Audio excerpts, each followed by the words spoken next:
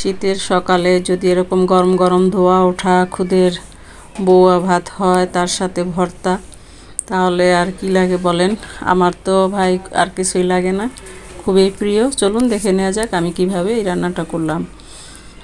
এখানে দিয়ে দিয়েছি আমি পেঁয়াজ কুচি, মরিচ কুচি। এখন এটাকে ভালো করে আমি লাল লাল করে ভেজে নেব। আসসালামু আলাইকুম ভাইয়া ও আপুরা, কাছের এবং দূরের, দেশ এবং দেশের বাইরে যে যেখান থেকে আমার এই ভিডিওটা দেখছেন, আশা করি সবাই অনেক বেশি ভালো আছেন, সুস্থ আছেন, ইমানের সহিত আছেন। আমি আলহামদুলিল্লাহ আল্লাহর রহমতে সবাইকে নিয়ে অনেক ভালো আছি। চলে আসলাম নতুন আরেকটা ছোট্ট ভিডিও নিয়ে, আশা করি সবার কাছেই ভালো লাগবে। খুদের বউয়া ভাত, এটা আমরা সবাই কম বেশি রান্না করতে জানি, কিন্তু আমার দেশে যেভাবে রান্না করে, আমি যেভাবে রান্না করি সেটাই আমি আপনাদের সাথে শেয়ার করতেছি।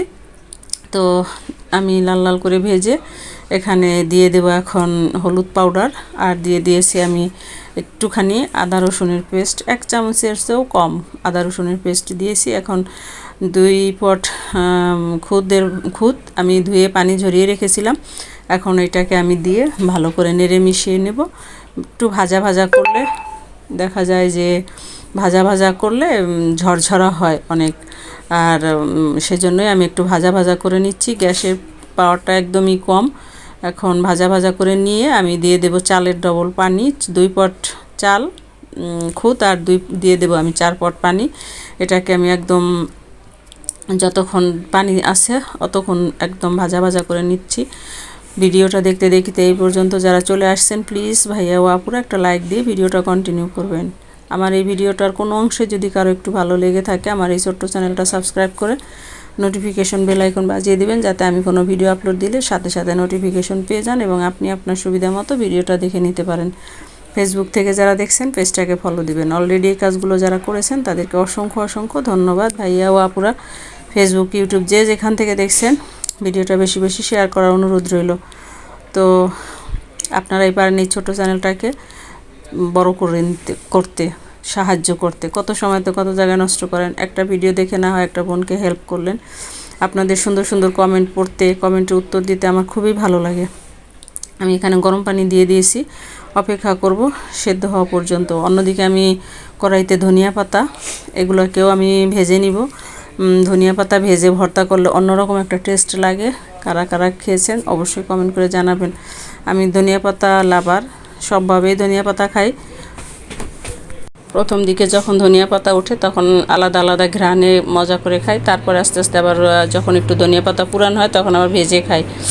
তো আমি ভেজে নিচ্ছি ধনিয়া পাতাটাকে, এরপরে জাস্ট সেদ্ধ করে নিব আর তেল দিয়ে ভেজে নিব সেদ্ধ হওয়ার পরে। আর এর সাথে দিয়ে দেবো কাঁচামরিচ দিয়েই আমি এই ভর্তাটা করব। আমি আসলে ভর্তাতে বেশি একটা কাঁচামরিচ ব্যবহার করি, শুকনা মরিচ দিয়ে মানে খাই না। শুকনা মরিচ কেন যেন আমরা খাই না, এটা আসলে স্বাস্থ্যের জন্য খারাপ, তাই কাঁচামরিচ দিয়ে সবসময় খেয়ে থাকি। তো যাই হোক, এখানে আমি রসুন দিয়ে দিয়েছি, এটাও রসুনও এই ধনিয়া পাতার সাথে ভাজা ভাজা হবে। তারপরে একত্রে করে আমি এগুলোকে বেটে নিব। সেটা আর আমি এত বড় ভিডিও করব না, ছোট্ট একটা সকালের ব্লগ তৈরি করতেছি। জাস্ট এটা মানে ভেজে দেখালাম কতটা পরিমাণ ভাজা ভাজা হয়েছে। রঙটা ঠিক এরকমই থাকবে, এটা কিন্তু আর মানে গাঢ় করব না। আমার চ্যানেলে ধনিয়া পাতা সংরক্ষণের একটা ভিডিও আছে, আপনারা চাইলে দেখে নিতে পারেন। কাঁচামরিচ সংরক্ষণের ভিডিও আছে, দেখে নিতে পারেন। এখানে আমি মিষ্টি কুমড়ার ফুল নিয়েছি 4-5টা। আমি যখন ছাদ বাগানে গেছিলাম দেখলাম যে মিষ্টি কুমড়া কয়েকটা ফুল আছে, তো ভাবলাম যে ফুল কয়টাকে নিয়ে ভর্তা করে ফেলি। যেই ভাবা সেই কাজ। তো মিষ্টি কুমড়া ফুলগুলোকেও আমি ভেজে নিচ্ছি। কী যে বলবো, আমি তো ভয়েস পরে দিলাম। মিষ্টি কুমড়া ভর্তাটা এতটা টেস্ট হয়েছিল, আমি আগে কখনো খাইনি, তো আজকে প্রথমবার ট্রাই করলাম, অসম্ভব লোভনীয় হয়েছে। তো কথা বলতে বলতে আমার সব কিছুই প্রায় রেডি। এখন আমি ভর্তাগুলো বেটে নিচ্ছি। অন্যদিকে আমার খুদের ভাতও হয়ে গেছে। তো যেটা বলছিলাম, গরম গরম খুদের ভাত আর ভর্তা জাস্ট অসাধারণ। ফিরে আসবো নতুন কোনো ভিডিও নিয়ে, সে পর্যন্ত সবাই ভালো থাকবেন, সুস্থ থাকবেন, আমার জন্য দোয়া করবেন, আমি আপনাদের জন্য দোয়া করব। আজকে পর্যন্তই, ফিরে আসবো নতুন কোনো ভিডিও নিয়ে। আল্লাহ হাফেজ।